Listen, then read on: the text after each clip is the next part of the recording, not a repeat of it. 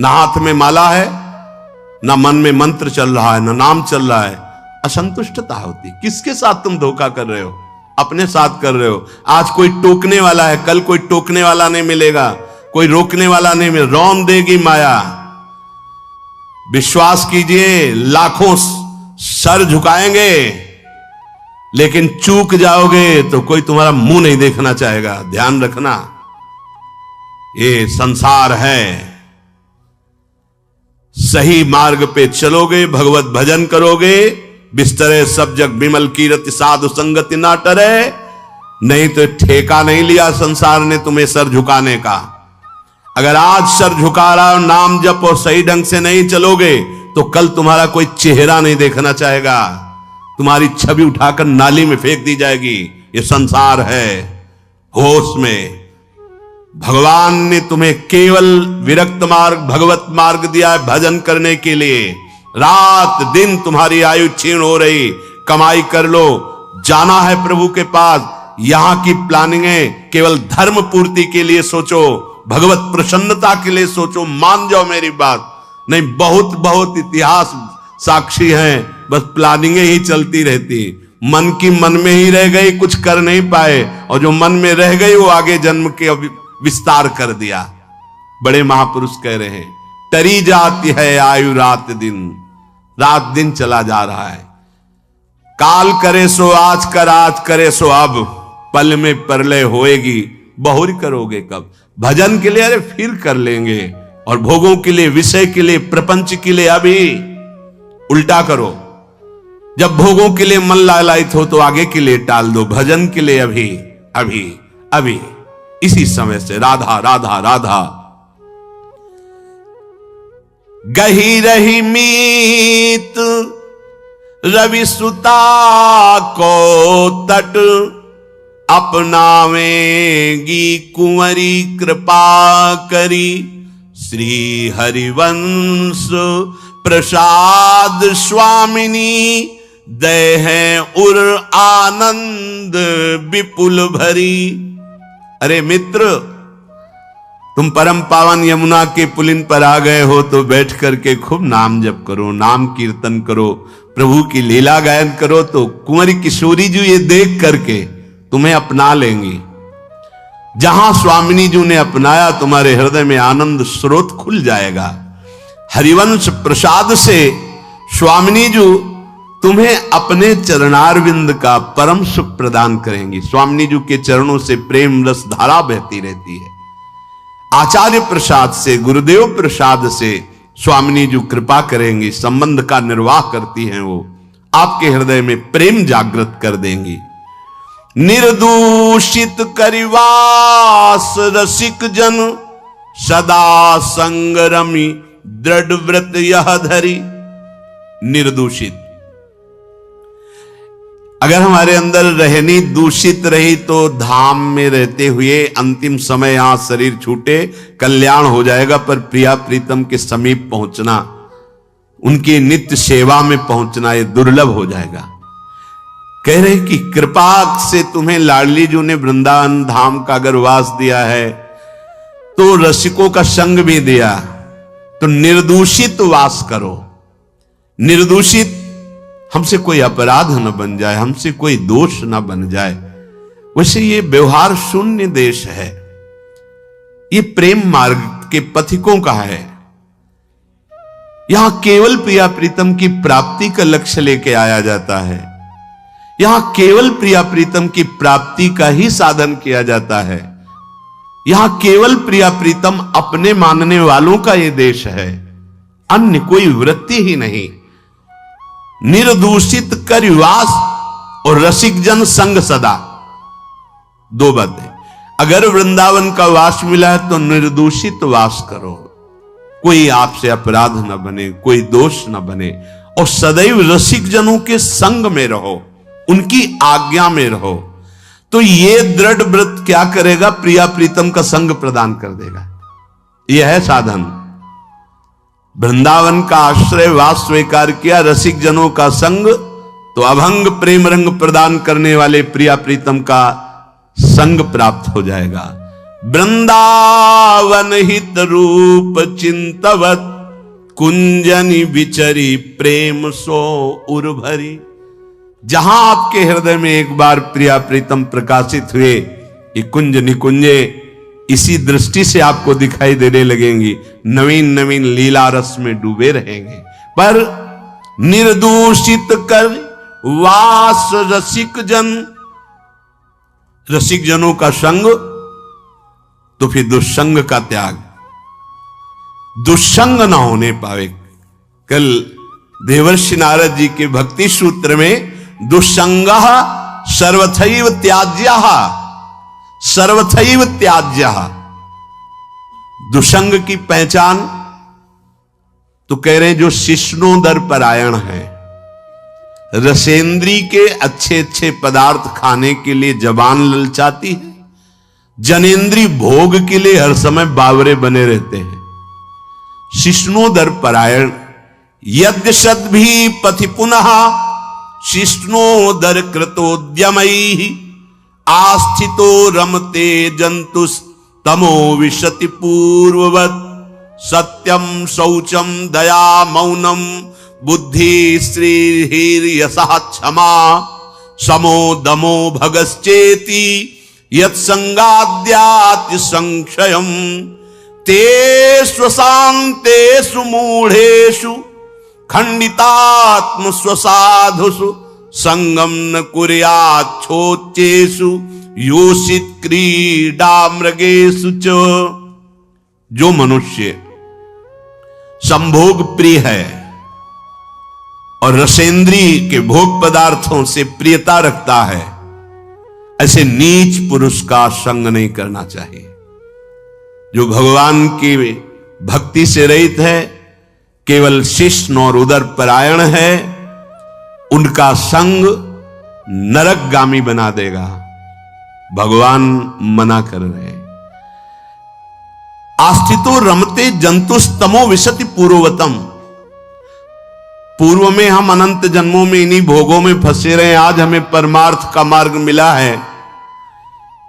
यदि हमने कहीं ऐसे पुरुषों का संग कर लिया तो हमारा परमार्थ बिगड़ जाएगा। सत्यम शौचम दया मौनम बुद्धि स्त्रीहीर यशः क्षमा समो दमो भगश्चेति यत् संगाद्याति संक्षयम।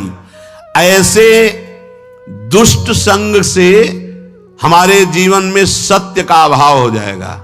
सत्य बोलना, सत्य मार्ग में चलना, सत्य चिंतन करना छूट जाएगा। पवित्रता नष्ट हो जाएगी, दया की जगह क्रूरता आ जाएगी, मननशीलता जो भगवत चरणारविंद की होनी चाहिए वो विषयों की होने लगेगी। हमारी बुद्धि, लज्जा, स्त्री, ईश्वर, ये सब भागवतिक सद्गुण नष्ट हो जाते हैं। अतएव दुष्ट संग न करे। ये जो अशांत चित्त है, मूर्ख है, भगवत विमुख है, नष्ट बुद्धि है, ये जो भोगों के खिलौने बने हुए हैं, ऐसे असाधु पुरुषों का कभी भी साधक संग न करे, नहीं तो नष्ट हो जाएगा। दुष्संग का त्याग प्रत्येक साधक को बड़ी सावधानी पूर्वक करना चाहिए। भगवत प्रेम या मोक्ष पदवी जो भी चाहिए वो तभी मिलेगा जब कुसंग का त्याग हो जाए। भगवान श्री रामचंद्र जी ने तो विभीषण जी से कहा कि बरु भल बास नरक कर ताता दुष्ट संग जन देई विधाता।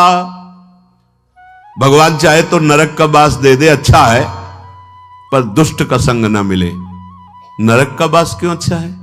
क्योंकि नरक भोगने से पाप नष्ट हो जाएंगे, हृदय पवित्र होगा, पर दुष्ट संग से हृदय में पाप बढ़ जाएंगे और अपवित्रता बढ़ जाएगी। दुष्ट संग बड़ा दुर्भाग्य उदय होता है तब मिलता है। जैसे बड़ा सौभाग्य उदय होता है, भगवत कृपा होती तब साधु संग मिलता है, ऐसे बड़ा दुर्भाग्य उदय होता है तब दुष्ट संग मिलता है। इंद्रियों का कोई भी विषय, अभी तक तो बाहरी दुष्संग की बात, अब कह रहे हैं अंदर दुष्संग की बात। व्यक्ति जनित दुस्संग और वृत्ति जनित दुस्संग। अब अंदर की बात, इंद्रियों का कोई भी विषय जो हमारे मन को प्रियालाल से अलग करके, सतमार्ग से अलग करके भोग लालसा पैदा कर दे, पाप लालसा पैदा कर दे, गंदे विचार बढ़ा दे, हमारे भगवत प्राप्ति से हमारे चित्त को चलायमान कर दे, वो दुस्संग है वृत्ति का। बड़ा सावधानी की जरूरत है। ये भगवत प्राप्ति का मार्ग चलना थोड़ा कठिन है, भगवत प्राप्ति नहीं कठिन है, क्योंकि हमारी वृत्तियां उसी में फंसी रही है। तो ऐसे सत्संग 10 वर्ष सुनो, और हमें लगता है कि अगर सही दुस्संग हो जाए तो 10 दिन में पूरा 10 वर्ष का चैप्टर बदल देगा। तो 10 वर्ष का सत्संग काम उतना नहीं किया, क्योंकि 10,000 जन्मों से हम दुस्संग में ही रहे हैं। तो जहां दुस्संग मिला तो मन राजी हो जाता है, यार बहुत जल चुके, 10 वर्ष हो गए। भगवत प्राप्ति के मार्ग से हमारे चित्त को चलायमान कर देने वाला दुस्संग हमारे पास भेजा जाएगा। बात समझना, माया ऐसे पार्षदों को भेजेगी। बहुत सावधान। अपने जीवन को केवल इसीलिए प्रारंभ हुआ था, प्रियालाल के लिए ही हमारा जीवन। हमें हर्षित नहीं होना किसी भी पद, व्यक्ति, वस्तु, स्थान में। अगर हर्षित हो गए तो मन फिर प्रियालाल में लगना बड़ा कठिन हो जाएगा।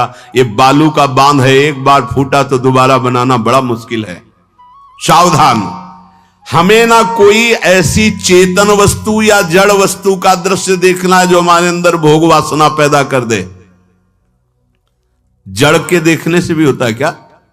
हां, चित्र जड़ ही तो है। जो आप चलचित्र देख रहे हो जड़ ही तो है ना, उसमें कुछ हो थोड़ी रहा है, वर्तमान में थोड़ी हो रहा है, वो तो चित्र है। लेकिन वो चित्र तुम्हारे चित्त को बलात् आकर्षित करके भोगों में फंसा देगा। बहुत सावधान। ना कोई चैतन्य वस्तु। संगम त्यजेत मिथुन व्रति नाम मोक्षो। मैथुन धर्म से युक्त किसी भी प्राणी पर दृष्टि जाए, तत्काल मानसिक प्रणाम करके हटा लीजिए। दोबारा दृष्टि गई तो पतित हो जाओगे, संकल्प विकल्प होने लगेगा। इसीलिए साधक अपनी दृष्टि पर शासन रखता है। ये उचक्का की तरह ऐसे ऐसे चलना साधकों का स्वभाव नहीं होता। बावरों की तरह ऐसे ऐसे देखना, गर्दन इधर, ग्रीवा झुकी हुई है, आगे का मार्ग देख रहे हैं, नाम निरंतर चल रहा है। किसी से बात कर रहे हैं अगर तो भगवत वार्ता कर रहे हैं, चेहरा देखना जरूरी नहीं, चाहे स्त्री हो चाहे पुरुष हो। जब आपको पता है कि हमारे पूज्य जन है तो हम उनका दर्शन करते, नहीं तो चरणों तक सीमित है।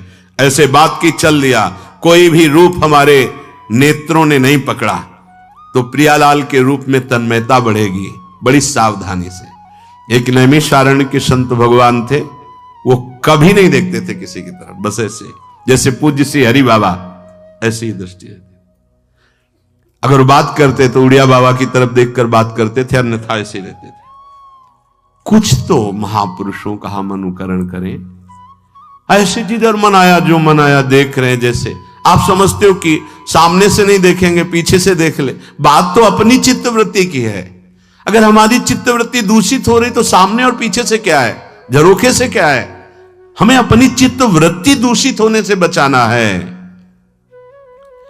हम ना कोई ऐसी चर्चा सुने, ना कोई ऐसी चर्चा करें, ना ऐसे स्थान में जाए, ना ऐसी पुस्तक पढ़े, ना ऐसा दृश्य देखे, ना ऐसा चित्र देखे, ना ऐसी वस्तु खाए, ना ऐसी कोई सूंघने की वस्तु ले जिससे हमारे अंदर प्रमाद स्थिति आ जाए और इंद्रियां विषयों की तरफ प्रबल हो जाएं। ये सब दुस्संग माना जाएगा। आप कहां बैठे हैं, कहां रह रहे हैं, किस जगह खड़े हैं, आपको स्थान देख करके ही बर्ताव में उतरना है। जैसे मदिरालय है, आप वहां खड़े होंगे तो तमोगुण अपने आप बढ़ने लगेगा, आसुरी प्रवृत्ति बढ़ने लगेगी।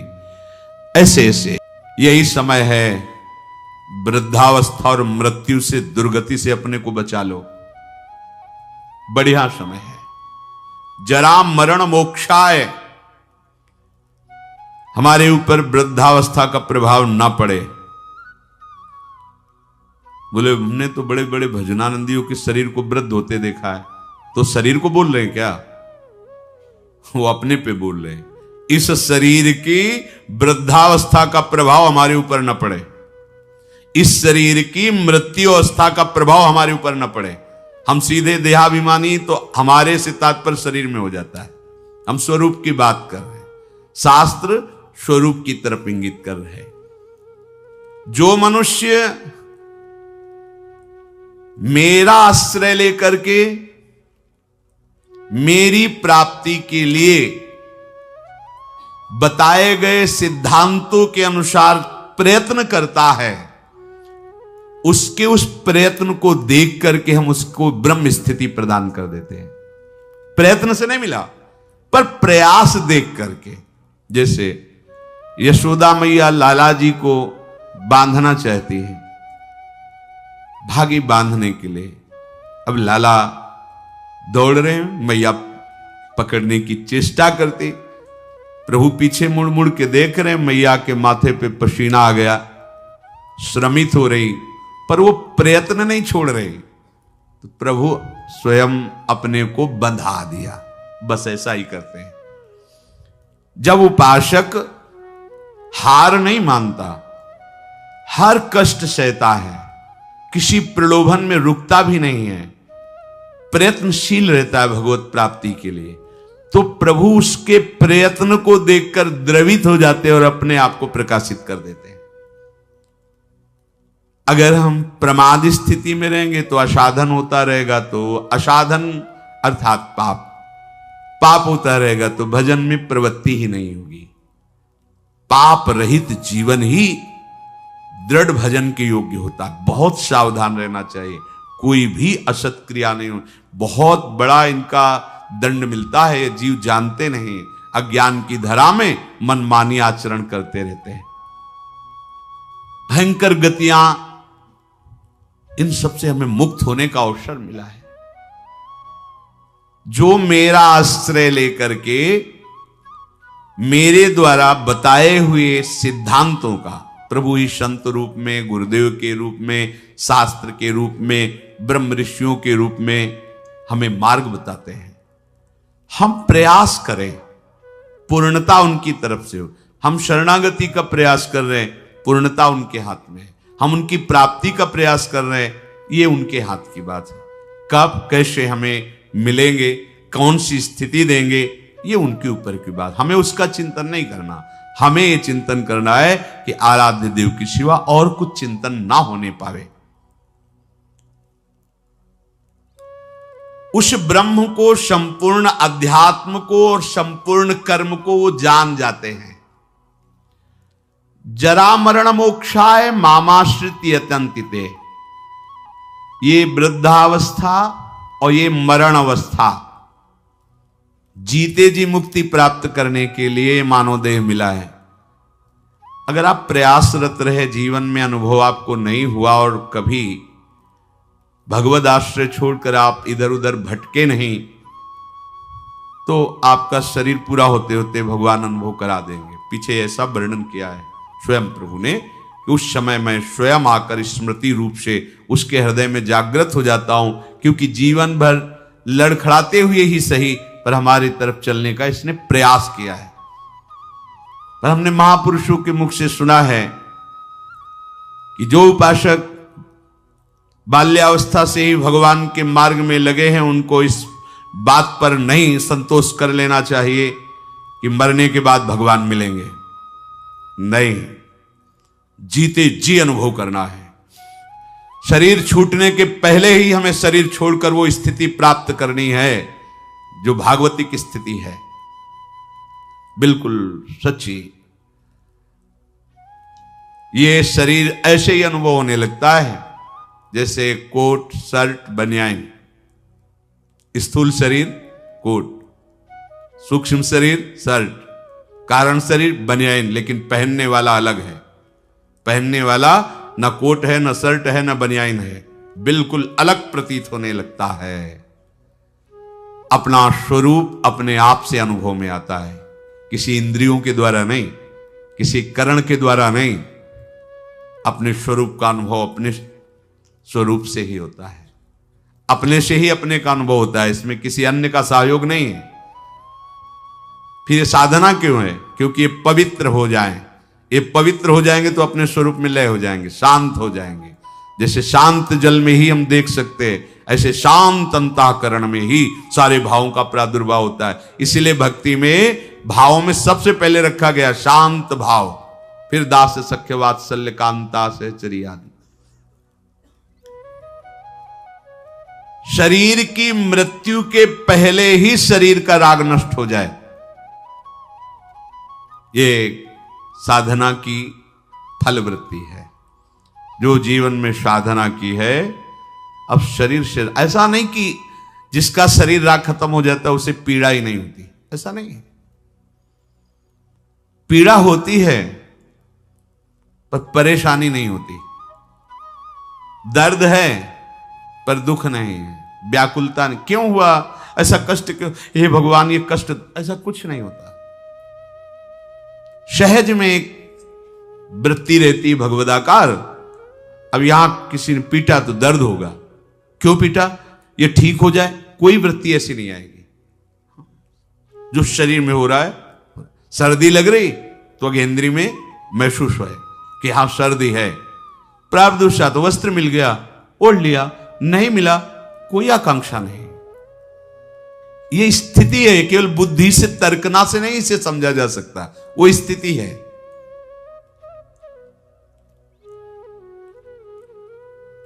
तात्पर्य यह हुआ कि इस मनुष्य शरीर से वृद्धावस्था आने के पहले और मृत्यु अवस्था आने के पहले भगवत प्राप्ति कर लो।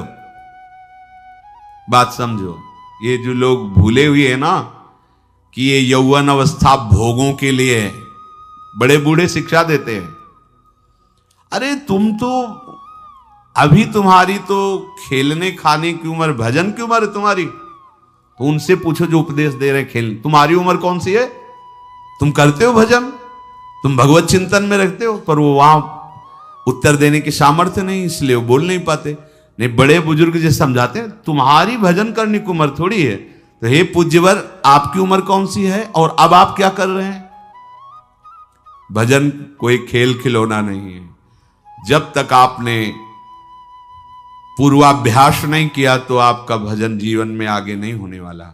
ये भूल जाओ कि लड़का बच्चा परिवार और इनके सब ब्याह बर और सब होने के बाद बुढ़ापे में आराम से जाकर वृंदावन में फ्लैट लेंगे और खूब भजन करेंगे। भूल जाओ, फ्लैट ले सकते हो, आओगे लेकिन यहां प्रपंच ही करोगे, भजन नहीं कर पाओगे।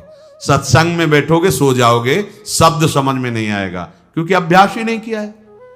चार बूढ़े बैठ करके अपनी बहू और लड़का बच्चा की बातें करोगे, प्रिया प्रीतम की बातें कभी नहीं कर पाओगे। देख लेना, जीवन में देख लेना, यदि जीवन में तुमने भजन का अभ्यास नहीं किया तो वृद्धावस्था में भजन नहीं होगा। वृद्धावस्था आने के पहले, मृत्यु अवस्था आने के पहले, चलो वृद्धावस्था का तो समय हमें पता है कि शरीर की वृद्धावस्था लगभग इतने वर्ष बाद आ जाएगी, लेकिन मृत्यु अवस्था तो एक सेकंड के बाद भी आ सकती है। इसलिए हमारा ये जो वर्तमान समय चल रहा है ये भगवदाकार वृत्ति से युक्त होना चाहिए। वृद्धावस्था के आने के पहले भगवत प्राप्ति कर ले, ये बात तो समझ में आ जाती है कि 60, 70, 75, 80 इसी को वृद्धावस्था कहते हैं। आजकल तो 60, 70 में राधे श्याम हो जाता है। अब तो जवाने नहीं समझ में आते कि जवान कौन है भाई, कैसे समझ में आएंगे जवान? 15-16 की अवस्था है। आप अभी सुने थे प्रश्न उत्तर में, एक ने कहा हमें बहुत निगेटिव विचार आते हैं, तो भैया ये तो पाप का लक्षण है। आप पाप कर्मों से अपनी वृत्ति को हटाइए, नहीं तो नकारात्मक सोच आपको नष्ट कर देगी। क्या करते हो तुम? उनका 5 बार हस्त मैथुन नियम से रोज करता हूं। अब आप विचार करो, इस विषय पर ना तो कहीं चर्चा होती है और ना कहीं कहा जाता है। छोटे छोटे बच्चे ऐसी निकृष्ट आदत को प्राप्त हो गए, अब ये जवान होंगे, अब इनमें भगवदानंद की आकांक्षा जागृत होगी, ये कहीं सतमार्ग जान पाएंगे? कदापि नहीं। जीवन ही नष्ट कर दिया।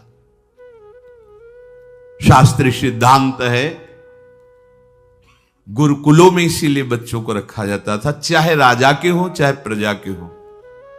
ब्रह्म ऋषियों के शासन में 20-25 वर्ष तक ब्रह्मचारी रहे, वृत्ति निवृत्ति मार्ग पर तो वैरागी बन गए, प्रवृत्ति मार्ग पर तो गृहस्थ में गए।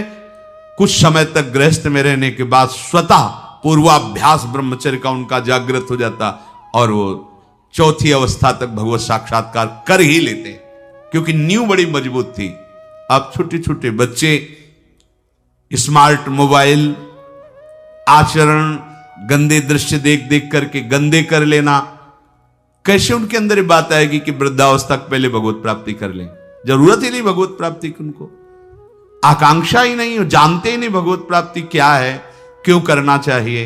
वो बस वो चाहते हैं, जो दृश्य देखते हैं वही करना चाहते हैं, जो सुनते हैं, जो बोलते हैं वही चिंतन होता, जीवन एकदम नरक बन जाता है।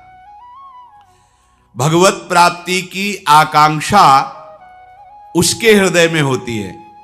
ध्यान से सुनना, पर नारी पर पुरुष त्याग कर, सेवन करो शुद्ध गृह धर्म, निज पर धर्म नाश के साधन, करो कभी भी नहीं कुकर्म। यदि आपको इसी जन्म में उत्तम स्थिति को प्राप्त करना है तो चाहे गृहस्थ हो चाहे विरक्त हो, कभी भी ये विरक्त आश्रम वाले को माताओं बहनों की तरफ कुदृष्टि से भी नहीं देखना चाहिए। कुदृष्टि भोग भावना, जननी सम जानहि पर नारी, धन पराय विस्ते विष भारी, जिन्हें राम तुम प्राण प्यारे, तिनके मन शुभ सदन तुम्हारे।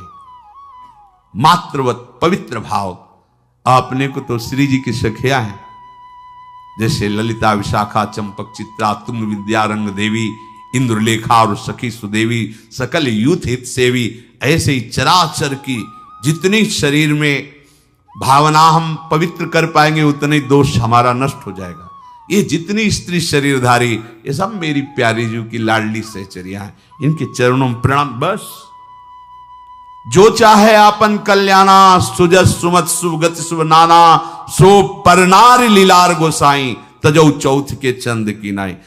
विरक्त उपासक को माताओं बहनों से आंख मिलाकर कभी बात नहीं करनी चाहिए। उनके मुख की तरफ, उनके चरणों की तरफ देखो, चाहे बच्ची हो, चाहे यौवन अवस्था, चाहे वृद्धावस्था की हो। विरक्त साधक को कभी एकांत में माताओं बहनों से संभाषण नहीं करना चाहिए। बीच में एक किसी को डाल और दूसरा साधक हो, खड़ा हो जाए, नहीं बाहर निकलो, बाहर अगर बात ही करनी है तो मैदान में करो खड़े होकर के। और क्या बात करनी है? हम भगवत प्राप्ति के मार्ग में चले, हमें क्या बात करनी है? बहुत सावधान रहना चाहिए। गृहस्थ धर्म के उपासक को यदि ब्याह हो गया है तो अपनी पत्नी से वो भी धर्मानुकूल, पशुवत व्यवहार नहीं, और पर स्त्री की तरफ तो दृष्टि ही ना करे भोग वृत्ति की। अगर की तो सारे सुकृत नष्ट हो जाएंगे, चाहे वो स्त्री शरीर चाहे वो पुरुष शरीर हो। इसलिए पर नारी पर पुरुष त्याग कर। पर ये सत्संग जिनके कानों में नहीं पहुंचता है, शास्त्र स्वाध्याय नहीं करते हैं, वो इसे मनोरंजन समझने लगे, इसे धर्म नहीं समझते, वो इसे मनोरंजन समझ। क्या इसमें बिगड़ जाता है? जो शास्त्र हैं उनका स्वाध्याय कभी करते नहीं। अब उनको जो समय मिलता है तो नौटंकी, नाटक, सिनेमा देखते हैं जिनमें यही सब की पुष्टता होती है, इसी की बाहुल्यता होती है, वही दृश्य देखते हैं। ना तो कभी भगवत प्रेमी महात्माओं की चरण रज में बैठ करके सत्संग सुना, ना शास्त्र स्वाध्याय किया, तो मनमानी आचरण बढ़ते रहते। कैसे भगवत प्राप्ति की बात आएगी कि जरा मरण मोक्षाय? अगर गृहस्थ धर्म में है तो शुद्ध कर्म करे, जो उसके शास्त्र अनुकूल वर्णन किए गए, वो भी सत्संग से ही पता चलेगा शुद्ध कर्म क्या है, अशुद्ध कर्म क्या है। जो दूसरे के धर्म का नाश करता है, कुकर्म करता है, वो कभी साधन मार्ग पर कैसे चलने की सोच सकता है? अगर कहीं उनके अंदर थोड़ी श्रद्धा भी बनती है तो भूत प्रेत की पूजा करता, करता जो तामस व्यवहार, अंडे मांस शराब उड़ाता चोरी का करता व्यापार, रखता मन में वैर द्वेष मद, करता जो हिंसा व्यभिचार, होता घोर प्रेत वो, पाता असहनीय यातना अपार। जरा मरण मोक्षाय नहीं, वो प्रेत बनेगा। प्रेत योनि किसको प्राप्त होती है? तो बोले जो भूत प्रेतों की पूजा करते हैं, जो अंडा मांस शराब ये सब खाते पीते हैं, दूसरे के धन को जो चोरी करते हैं, मन में वैर द्वेष अहंकार रख करके जो हिंसा करते हैं और पर स्त्री से जो व्यभिचार करते हैं, वो घोर प्रेत योनि को प्राप्त होता है। इसका प्रमाण धुंधकारी है, पढ़ के भागवत में देख लेना। प्रेत योनि को प्राप्त होता है। ऐसे प्रेत स्वभाव वाले कैसे जरा मरण मोक्षाय के मार्ग का अवलंबन लेंगे? इसलिए तामस वस्तु नशीली, जूठन से रखो परहेज विराग, माता पिता देवता गुरु का, गुरुजन का न करो अपमान, सुख पहुंचाओ सबको संतत, मन में रख श्रद्धा सम्मान। कोई भी नशा भगवत प्राप्ति के मार्ग में चलने वाले उपासक को नहीं करना चाहिए। बैठा लो। आजकल ये भी बहुत सूक्ष्मता से साधन मार्ग वालों को गिराने के लिए प्रवेश कर गया है कि थोड़ी सी भांग खा लो, बस भगवदानंद में डूब जाओगे, या एक दो चिलम फूंक लो, या अमुक अमुक अमुक। हम प्रणाम करते हैं, जो ऐसा करते हैं सिद्ध महापुरुष होंगे, उनको हम प्रणाम करते हैं, पर अपने कच्चे साधकों के लिए या भगवत प्राप्ति के लक्ष्य वालों के लिए हमें कहीं शास्त्र में आज तक नहीं लिखा, कहीं ऐसा नहीं मिला। कुछ लोग उदाहरण देते हैं कि भगवान शंकर भी भांग खाते हैं। भगवान शंकर भांग खाते नहीं, पीते हैं, हलाहल जहर पीते हैं। जगत की रक्षा के लिए समुद्र मंथन में निकला हुआ हलाहल जहर पिया। तुम एक धतूरे का फल खा के दिखाओ तो तुम्हें माने उनकी समानता कर सकते हो? जगत रक्षा के लिए भगवान, और यहां से नीचे उतरने नहीं दिया है। यही है नीलकंठ। तुम एक घूंट पानी आरोक के दिखाओ, एक बूंद पानी चला जाए, खोक खोक करते रहोगे। पूरा हलाहल जहर समुद्र मंथन का यह आरोक लिया है, इसलिए नीलकंठ भगवान उनको कहा गया। कहते भगवान शंकर गांजा पीते, कभी देखा चिलम उड़ाते हुए भगवान शिव को? अरे भाई समझो, उस भगवान हैं, वो जगत मंगल के लिए सब किए हैं। वो कोई ऐसा नहीं कि थोड़ा भांग खा के कैलाश। भांग का नशा कितनी मिनट रहता है? बहुत बहुत 24 घंटे, 12 घंटे 24 घंटे। शंकर सहज स्वरूप समारा, लाग समाधि अखंड अपारा। 88,000 वर्ष तक की समाधि एक बार में, 88,000 वर्ष। 88 मिनट बैठ के बिना हिले दिखाओ हमें तुम। 88 मिनट बिना हिले डुले पद्मासन लगाओ और 88 मिनट बिना हिले डुले, शरीर कांप जाएगा। महापुरुषों के सत आचरण का तो अनुकरण नहीं करते, और उनकी जो महामहिम जगत रक्षा के लिए वृत्ति, उसको बोलते भगवान शंकर नशा करते। कोई भी तामस वस्तु, नशीली वस्तु अगर स्वीकार करेंगे तो शुद्ध भजन नहीं हो पाएगा। इसलिए जो कर रहे हैं वो सिद्ध है, हम प्रणाम करते हैं। हमारा निषेध करने का कोई बल ही नहीं है। शास्त्र कह रहा है तामस वस्तु नशीली, कोई भी नशा नहीं होना चाहिए साधक के जीवन में। जूठन से रखो परहेज। गुरु की, आराध्य देव की जूठन के सिवा जीवन में किसी और की जूठन नहीं पानी चाहिए। सब सवै संत गुरुदेव हैं, व्यास या प्रतीत। भगवत प्रेमी महात्माओं की जूठन के लिए तो आदेश दिया है, जूठन ले पावे सदा।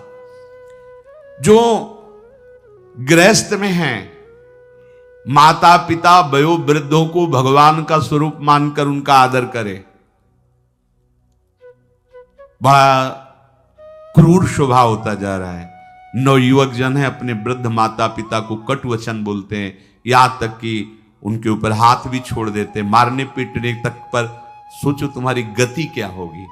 जो भगवत स्वरूप माता पिता, जिनकी चरण आराधना करने पर भगवान की प्राप्ति हो जाती। पुंडरीक जी ने अपने माता पिता की आराधना की तो भगवान विट्ठल उनको दर्शन देने बिना चाहे आ गए। ऐसे पूज्यवर जो हमारे गुरुजन हैं, माता पिता, यदि हम उनका अपमान करेंगे, उनको गाली देंगे, तो हम जरा मरण मोक्षाय मार्ग पर चल पाएंगे? कदापि नहीं। और सदगुरुदेव की अवहेलना, फिर तुम्हें परमार्थ की पगडंडी मिल जाएगी? कदापि नहीं। सुख पहुंचाओ सबको संतत, मन में रख श्रद्धा सम्मान, सब में भगवत भाव कर कर सुख देने की भावना। बुरे संग का, बुरे व्यसन का, कभी न रखो मन में मोह, काम लोभ को छोड़ करो, सब जीवों पर स्वाभाविक छो। जैसे कर्म किए जीवन भर, जैसे मन में रखे विचार, अंतकाल भाव मनुज का होगा उसके ही अनुसार। बहुत सुंदर बात कह रहे हैं पूज्य भाई जी महाराज। यदि तुम बुरा संग करोगे, बुरा नशा करोगे, बुरे भाव रखोगे, काम लोभ आदि में आसक्त होकर चेष्टा करोगे, भोग वासना करोगे, तो क्या होगा? बोले जैसा जीवन तुम व्यतीत करोगे, फाइनल में तुम्हारे पास वैसा ही निर्णय आएगा। क्या? अंतिम समय वही कर्म छा जाएंगे। जो बुरे कर्म किए हैं वही छा जाएंगे। अगला, जैसे जरा सी वृत्ति मृग में लगी तो मृगाकार वृत्ति होने के कारण अगला जन्म मृग का हो गया। आपने तो कितनी जगह ममता की हुई है, कितनी जगह। क्या होगा अंतिम समय में? जरा मरण मोक्षाय के मार्ग में चलने वाले उपासक को बहुत सावधान रहना चाहिए। अंतकाल का भाव मनुज का होगा उसके अनुसार। जो जीवन में तुम कर रहे हो, अंतिम में वही भाव तुम्हारे आएगा। यदि भजन कर रहे हो तो सदगति, और अगर बुरे आचरण संसार में फंसे हो तो दुर्गति। तदानुसार ही सदगति दुर्गति होगी उसे प्राप्त अनिवार्य। अतः रखो प्रतिपल ही मधुमय, भगवद स्मृति में हृदय उदार। अपने हृदय को निरंतर भगवद स्मृति में लगाए हुए ही कार्यरत रहो। अगर आप इसको भगवद स्मृति को छोड़ते हैं कि आगे हम कर लेंगे, तो आगे नहीं होने वाला। मृत्यु समय की अनुपम सेवा, मन से दूर करे संसार। हमें मृत्यु बनानी, मृत्यु को महोत्सव बनाना है। हमारा आखिरी समय होना चाहिए। तो बोले इसके लिए क्या करो? संसार का चिंतन छोड़ना होगा। संसार का चिंतन छोड़ोगे तो तुम्हारी मृत्यु महोत्सव हो जाएगी। और इस पर कोई सोच नहीं रहा। सारी सोच आज की है, आज की। वर्तमान को भोगों में कैसे हम डुबोएं।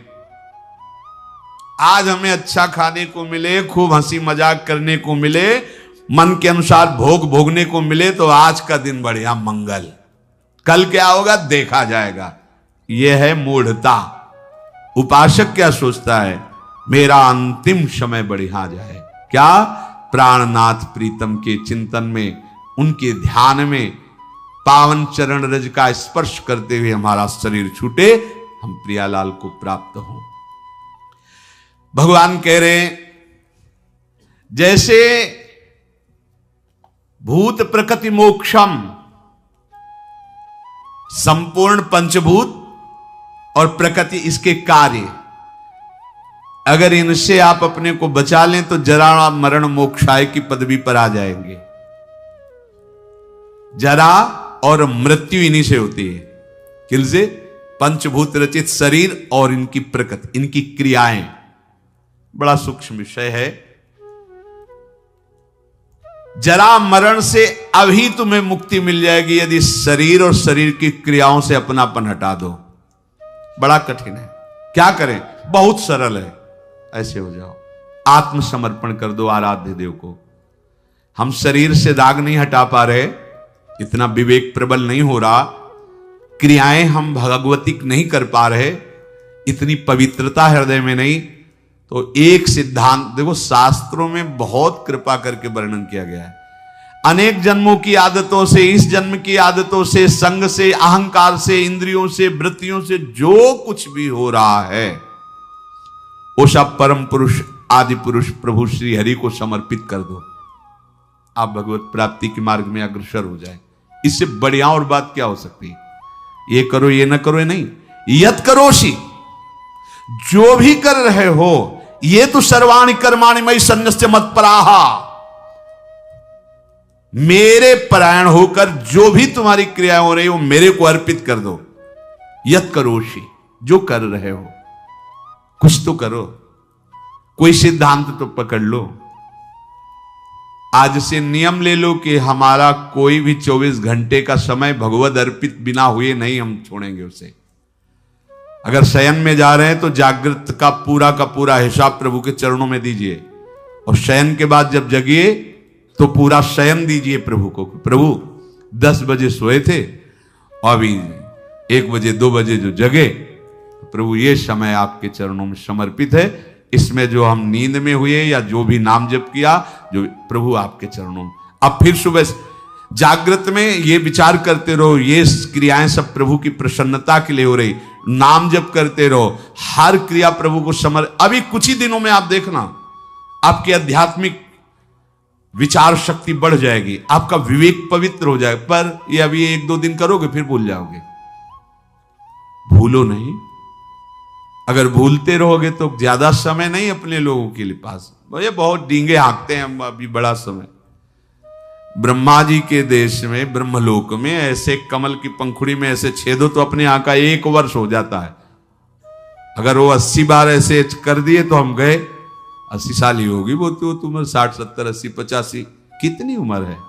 बहुत जल्दी तत्पर हो जाओ। पर सब कोई तत्पर नहीं होगा, सब तत्पर हैं आज जगत सजाने में। अरे हम जगत सजाने के लिए नहीं आए, हम जगदीश को पाने के लिए आए। ये हृदय का चिंतन बदलो, क्योंकि ये जरा मरण स्वरूप में नहीं होते, ये शरीर में होते हैं। अब स्वरूप का परिचय ही नहीं। लोग बहुत जानकार जैसे ज्यादा बातें बनाते तो कहते भैया 3.5 हाथ के शरीर में रहते हुए कई साल हो गए? बोले 40। तो जाना तुम कौन हो भाई? हो कि 100-200 हाथ का है तो खोजने में समय लगेगा। 3.5 हाथ के शरीर में आप हैं, आप अपने को नहीं जानकारी कर पाए तो आप कितने बड़े जानकार हैं? औरों की जानकारी क्या लोगे? आप अपनी जानकारी नहीं कर पाए, 3.5 हाथ के शरीर में हो, कैसे भूल भुलावे में हो? बोले हम तो रोज अपने को देखते, शीशा में देखते हैं बढ़िया गोरे चिकले गाल और सब। ये तो प्रकृति की रचना का, पंचभूत का एक नमूना है। ये नमूना है, नमूना हमारा थोड़ी स्वरूप है। बस ये पहली सूरज गई तो जरा मरण मोक्षा है, क्योंकि जरावस्था इसी में होती है और मरण अवस्था भी इसी की होती है। प्रकृति के कार्य शरीर के साथ जब तक तदात्म रहेगा तब तक जरा मरण मोक्षाय नहीं हो पाएगा। संबंध विच्छेद करना ही है इस शरीर से। सारी चेष्टा इसी शरीर के सजाने की है और शरीर को मैं मानने की पुष्टता की है। और हम बनते हैं साधक, हम बनते हैं अध्यात्म मार्ग के पथिक। जब कोई उपासक शरीर के साथ तदात्म मैं आज तक नहीं भूल पाए, देखो ना, जब आप तिलक लगाते हैं शरीर के माथे पे लगाते हैं, अपने माथे पे लगाते हैं, वो समय आता है क्या? नहीं, एक एक बाल संभाल करके, क्योंकि मैं हूं, मैं, बस यही अंतराय है। अब ये गूढ़ बात कैसे समझ में आएगी? यहां तो बात समझने के लिए बस इतनी कि वो उपाय बताओ जिससे चेक पर चेक पास होती है, वो उपाय बताओ जिससे खूब भोग भोगने के लिए बल बढ़े और खूब भोग मिले, बस जीने की। जीते किसके लिए हो? इसका उत्तर नहीं, इसका उत्तर नहीं। किसके लिए जी रहे हैं? भोगों के लिए जी रहे हैं, भोग भोग रहे हैं, जीने के लिए। बस इतना ही क्रम है मूढ़ता का। शरीर के वृद्धावस्था होने पर जब शरीराभिमानी मैं मानता रहा है, अब वो अपने को मान लेता है कि मैं वृद्ध हो गया हूं, पर वासना बहुत प्रबल हो जाती वृद्धावस्था में। पहले हमको ये भ्रम था कि ये जितने विकार हैं जवानी के हैं, इसके बाद शांत हो जाते होंगे। फिर बाद में अन्य वृद्धजनों से बात करके और शास्त्रों से पता चला कि यदि 40-45 की अवस्था, पूज्य पंडित से गया प्रसाद जी की वाणी, 40-45 वर्ष की अवस्था तक आपने अपने विकारों पर विजय प्राप्त नहीं की तो आगे और भयंकर रूप धारण कर लेंगे। और वृद्धावस्था में तो ये ज्वलंत, लोग कहते जवानी में विकार ज्वलंत होते, नहीं नहीं, वृद्धावस्था में होते, क्योंकि अब उसकी दुर्गति करवानी है ना। अंदर विकार भरे होते हैं और शरीर भोग लायक नहीं होता, बस मिटिया मिट, वो मलिन विचार उसके आगे बढ़ने नहीं देते। ये देखो कैसे जरा मरण मोक्षाय हो पाओगे। अभी से सुधार करो, आज से सुधार करो।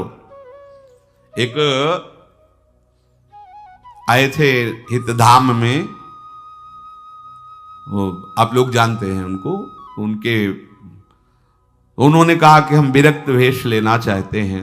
दोनों पति पत्नी सब कार्य निवृत्त हैं और हाँ ठीक है, अच्छा है, चौथापन है, विरक्त भाव होकर वृंदावन बार, वो फ्लैट भी खरीद लिया। हमका ठीक है, आप ऐसा कर सकते हैं, अच्छा है, जब जागे तभी मंगल, आप जो आयु बची वृंदावन वास करते हुए भजन करो। पर हमारे यहाँ फिर सिद्धांत है कि रज के पात्र में पाया जाता है और कोशिश करे कि जमीन में ही आसन लगाकर शयन करे। बहुत संसार के तो सब भोग आप भोग ही लिए, और दोनों अलग अलग आसन पर लेटना।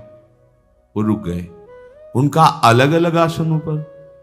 हम कहा हाँ, ये विरक्त होने पर तो फिर यही होगा ना, मतलब अलग अलग आसनों पर।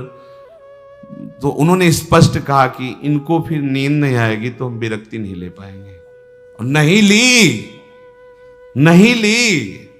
और वो वृंदावन से, ये आप क्या समझते हो, बुढ़ापा में जीवन में भजन नहीं किया तो बुढ़ापा में आके तुम ऐसे, नहीं, बहुत विचित्र राग है, माया का ऐसा राग नहीं है।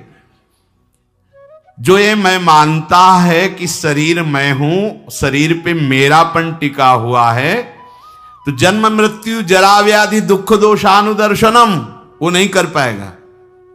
जन्म मृत्यु जरा व्याधि दुख दोष ये नहीं देख पाएगा वो शरीर के।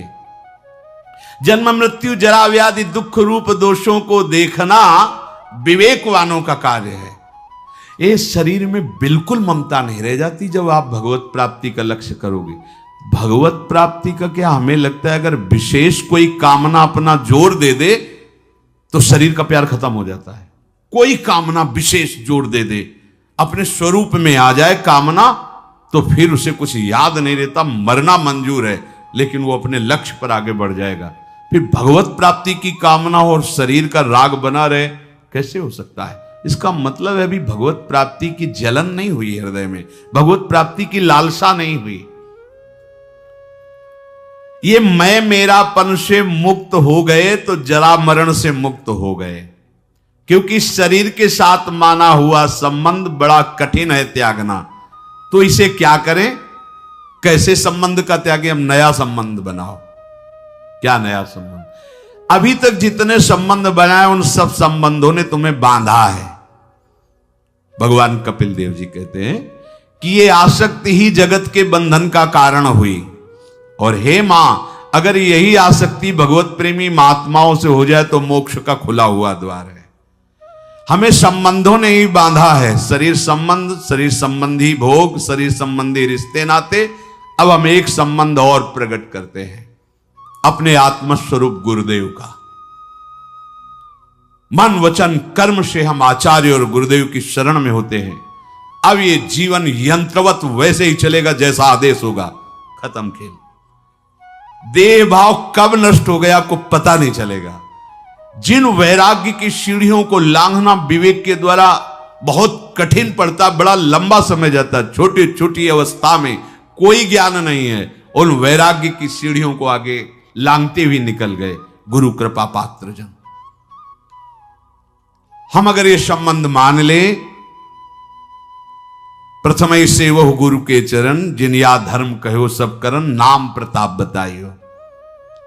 आप इस चाल को समझना, ये मन बुद्धि इस बात को स्वीकार नहीं करते हैं। एक गुरु का संबंध केवल एक व्यवहार मात्र कर लेते हैं। गुरु मानने वाले लाखों हैं, लेकिन गुरु की मानने वाले अंगुलियों में गिने जा सकते हैं। अपने मन वचन कर्म से ये ठान लो कि अब मेरा जीवन बिक गया, कोई अस्तित्व नहीं। गुरु ने नाम देकर मंत्र देकर खरीद लिया है, अब वो जैसा चाहेंगे वैसा चलेगा। ये सब ठीक हो जाएगा, सब ठीक हो जाएगा। जितने भी महापुरुष हुए हैं सबने गुरु महिमा का गान किया है। बिना गुरु कृपा के इस मैं और मेरापन से हटना बड़ा कठिन होता है, घूम घूम करके छाया रहता है। देख लो, यहां बैठे हो इसलिए देख सकते हो, देख लो जब से चले हो तब से अब तक मैं और मेरे के ही घेरे को नहीं पार कर पाए हो, देख लो। और जो जितना समर्पित है मैं मेरा का घेरा उतने उसका शिथिल होता चला जाता है।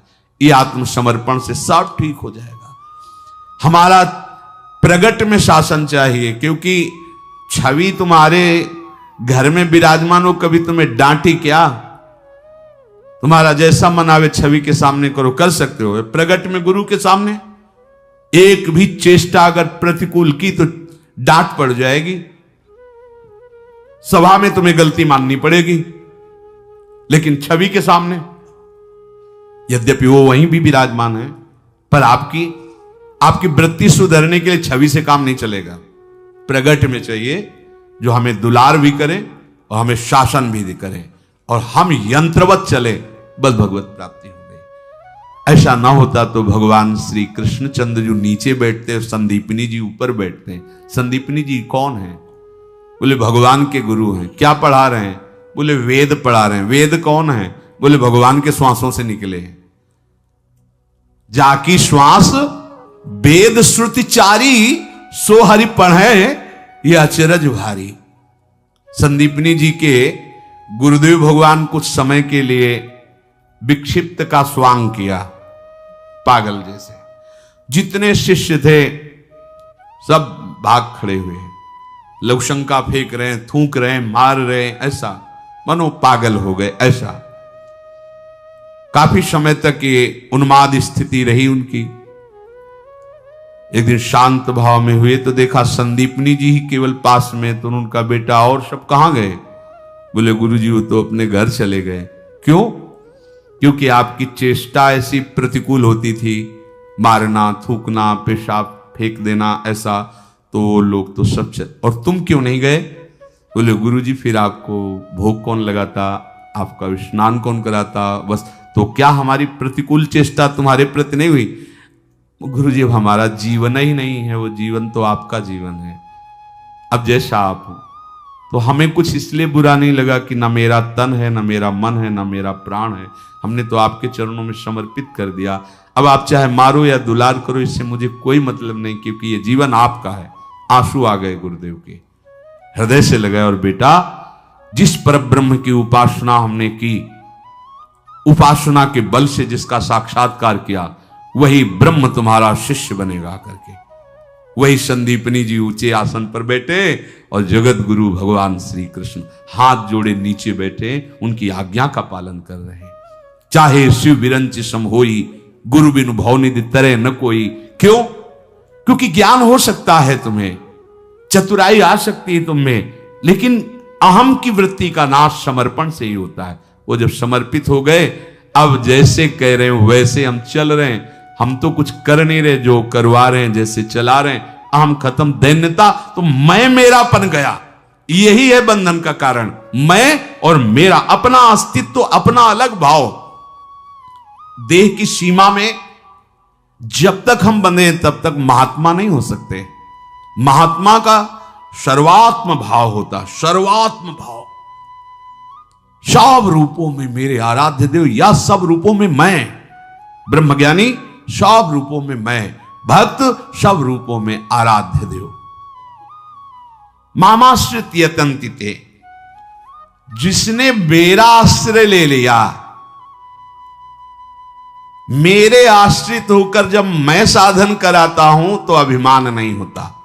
और जब उपासक स्वयं में कर्ता भाव लेकर यत्न करता है तो अभिमान छुपा पुष्ट होता रहता है। मैंने ऐसा कर लिया जिससे मुझे ऐसा अनुभव हुआ, और मैं ऐसा कर लूंगा जिससे मुझे ऐसा अनुभव होगा। ये सब अहम की धरा में होता है। और जब मेरा आश्रय ले लिया जाता है तो उसको यह अनुभव होता है कि प्रभु ने ऐसा कराया, तो ये अनुभव हुआ, प्रभु ऐसा करा लेंगे तो वो भी अनुभव हो जाएगा।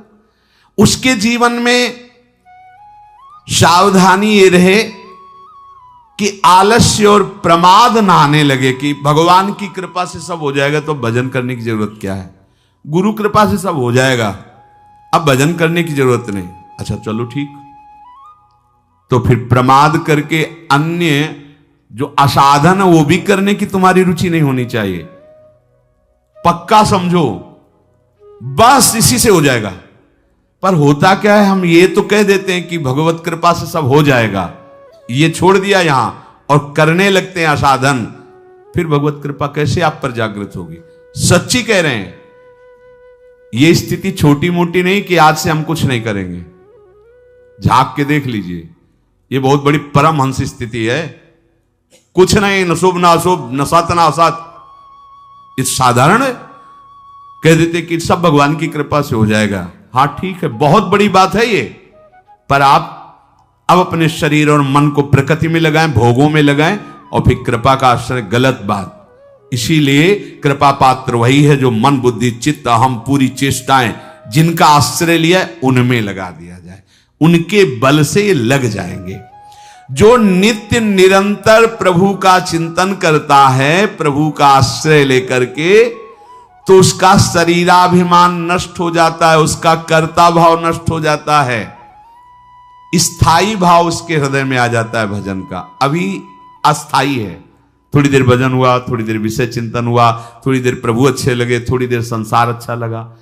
भगवद आश्रय लेकर हमारे हृदय में जो अब साधन की वृत्ति आ रही मेरे प्रभु दे रहे हैं, उनकी कृपा से हो रहा है, ऐसा मानकर पूरा प्रयत्न भजन में लगा दे तो देहाभिमान गलित हो जाता है, देह भाव रहित हो जाता है, स्थायी भजन की प्रवृत्ति जागृत हो जाती है।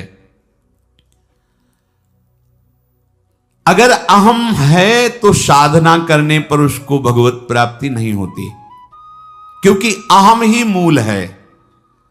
शरीर और संसार में थोड़ा भी महत्व है तो अहम है, उतनी ही भगवत प्राप्ति में देरी है जितना अहम है। यह सूक्ष्म विषय है। इन बाधाओं को दूर करने के लिए आत्मसमर्पण अत्यंत आवश्यक है।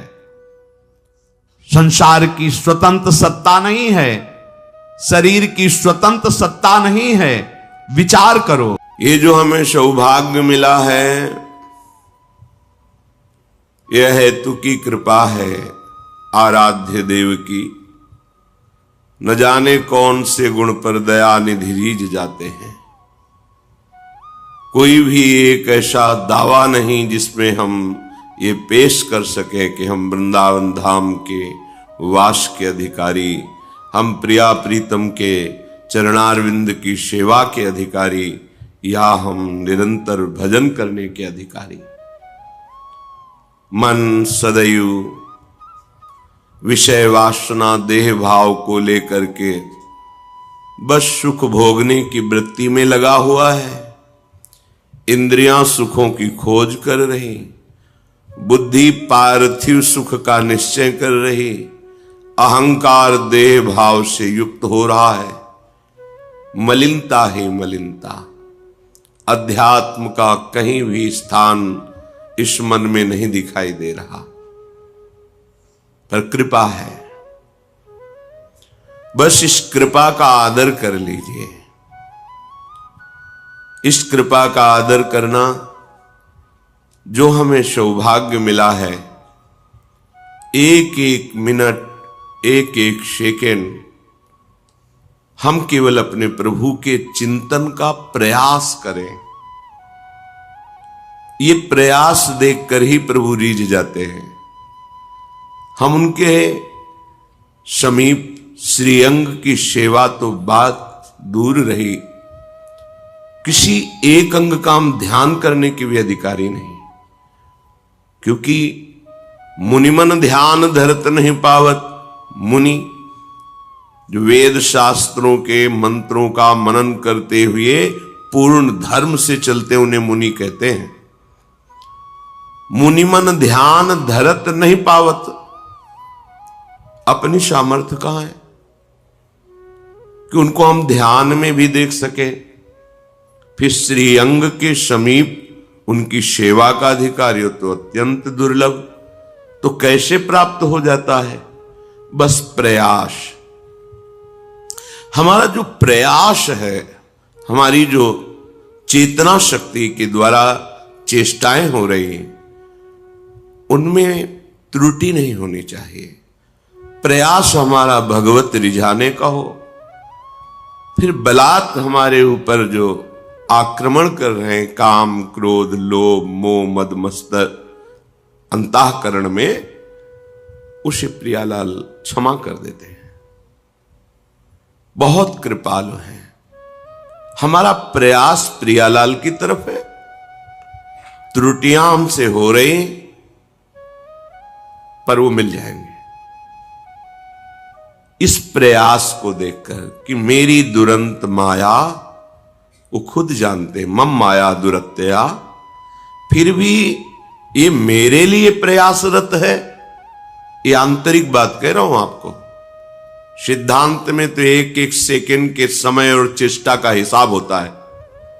वो आप क्या करते हैं, उसी का फल मिलेगा।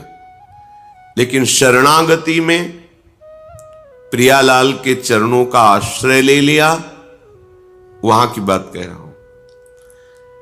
आश्रयदाता इतने कृपालु हैं कि देख रहे हैं कि ये जानबूझकर हमारे प्रति विरुद्ध आचरण कर रहा है, बिल्कुल कोई बात नहीं मान रहा, पर मेरी शरण में है।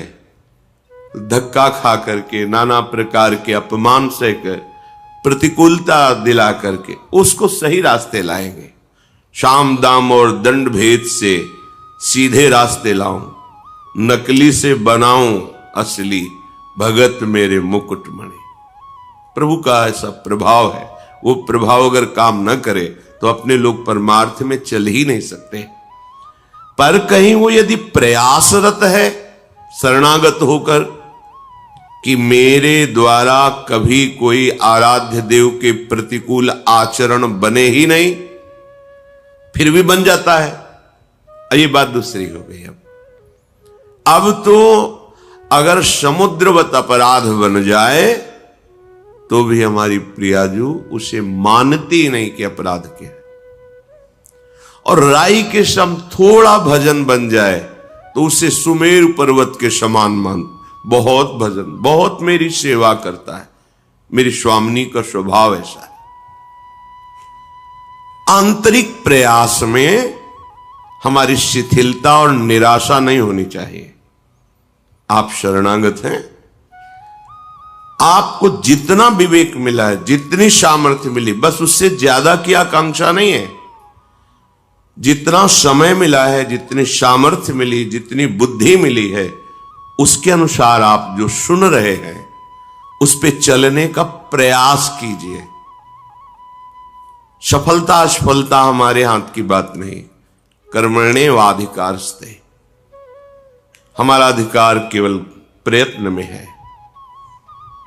जब हम अपने अधिकार की बात करेंगे तो लाडली लाल अपना अधिकार हमें प्रदान कर देंगे। विश्वास करो, हमारे आराध्य देव का स्वभाव ऐसा है। और स्वयं श्री भगवान कह रहे हैं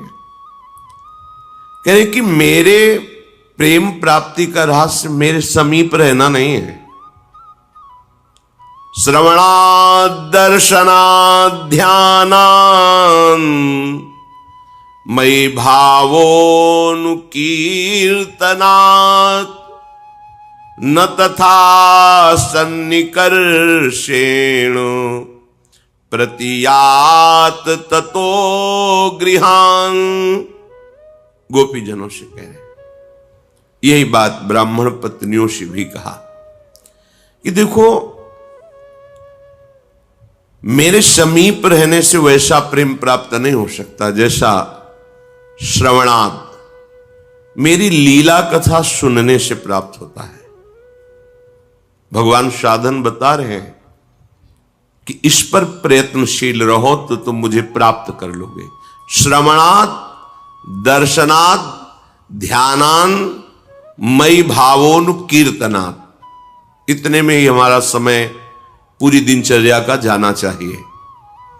हमारी श्रवणेन्द्रिय सदैव नाम कीर्तन, प्रभु के गुण कीर्तन, प्रभु की लीला कथा सत्संग, इसके सुनने में लगी रहनी चाहिए। अब अपने को प्रयास करना है कि श्रवणेंद्री से और कुछ ना सुने। परहेज नहीं करोगे, रहनी से नहीं रहोगे, तो बहुत काल सत्संग होने पर भी आपका परिवर्तन नहीं होगा।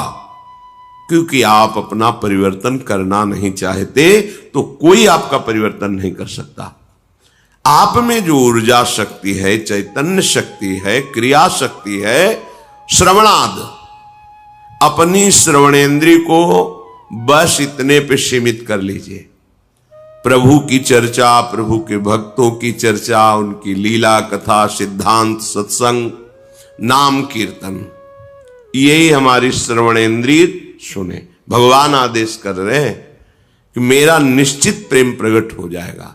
और दर्शनात्, प्रभु के छवि का दर्शन, श्री विग्रह का दर्शन, सब में भगवत भाव का दर्शन, वर्तन नहीं, दर्शन, सब में हमारे प्रभु हैं। ये बहुत बड़ा साधन है भगवत साक्षात्कार का। भगवान कह रहे हैं दर्शनात्, अपनी जो कुटिया में श्री जी विराजमान छवि रूप में, पहले भावना करो कि छवि नहीं, साक्षात बैठे हैं। तो अगर प्रभु साक्षात बैठे हो तो हम कैसा बर्ताव करेंगे? जो हमारे गुरुजन पधारते हैं, श्रेष्ठ जन पधारते हैं, तो हम कितना सरल, नम्र, प्रिय और सावधान होकर बरता। महाराज बैठे हैं, गुरुदेव बैठे, पर ये तो गुरुदेव के प्राणाराध्य बैठे हैं। हमारी सेवा में गुरुदेव भी हैं, आराध्य देव भी हैं। उनके सामने हम कैसा बर्ताव करते हैं? छवि मान के ना, इसीलिए छवि है। नहीं कहो सो कहां जहां प्रभु नाही, फिर वहां तो साक्षात रूप है। प्रभु का रूप विराजमान है, गुरुदेव का रूप विराजमान है। तो क्या हम अपनी कुटिया में संतोष करते हैं, ये मानते हैं कि हमारे गुरुदेव हमारे सामने बैठे, हमारे आराध्य देव हमारे सामने बैठे? नहीं, ये तो छवि है। तो फिर घूम आओ त्रिभुवन में, जहां साक्षात दर्शन मिले, फिर हमें बता देना। भावोनुकीर्तना, आपका भाव है मेरे प्रीतम का नाम कीर्तन हो, सुन रहे, डूब रहे उसमें, मेरे प्रीतम की चर्चा हो रही। आहा, अहो भाग्य, आज साधु समागम प्राप्त हुआ। अहो भाग्य, आज भगवत चर्चा सुनने को मिली। बड़े बड़े महापुरुषों ने जब आपस में भगवत चर्चा की तो एक दूसरे की वंदना कर रहे कि आज आपने मेरे आराध्य देव की चर्चा सुनाई। ओहो, धन्य है, आपने जो मुझे प्रदान किया उसके बदले में मैं कुछ नहीं दे पाता। आपने मुझे मेरे हरि का स्मरण कराया, हरि की चर्चा सुनाई। भाव, श्रवणात्, दर्शनात्। अपनी कुटिया के ठाकुर के दर्शन करते हैं तो क्या आपको लगता है कि मैं भगवत दर्शन कर रहा हूं? नहीं, एक ऐसे बैठे हैं। क्या आप उनके सामने से जय बार निकलते हैं, तय बार प्रणाम करते हैं? देख लीजिए अपनी दिनचर्या में, झुक के प्रणाम मुद्रा में उनके मेरे ठाकुर बैठे हैं। बहुत सुंदर एक उपासक का भाव, एकांतिक में उसके यहां कोई महापुरुष पधारे रात्रि के 11 बजे, अपनी श्री जी का समय से शयन करा दिया था। भक्त हृदय और वो भी संत हृदय, उन्होंने कहा यदि आपकी श्री जी शयन कर गई तो अब हम कुछ नहीं पाएंगे, जब श्री जी नहीं पाएंगे तो हम भी नहीं पाएंगे। भक्त की अद्भुत भावना कि हम अपनी अब श्री जी को जगा नहीं सकते क्योंकि शयन कर गई। देखो, अगर भाव ना होता तो अपने घर के से पर्दा हटाओ, भोग लगाओ, संत जन को पाओ। नहीं, श्री जी तो शयन कर गए, अब नहीं, तो हम फिर कुछ नहीं पाएंगे। अब आप देख लीजिए, बार बार प्रणाम कर रहा है, उसके मन में लगा मेरे से अपराध बन गया क्या, प्रश्न किया करके। उस समय तो उसको जो उत्तर दिया, पर हृदय में हमें उसके प्रति बहुत ही अच्छी भावना, एक सुखद भावना कि अच्छा श्री जी के प्रति ऐसा सत्य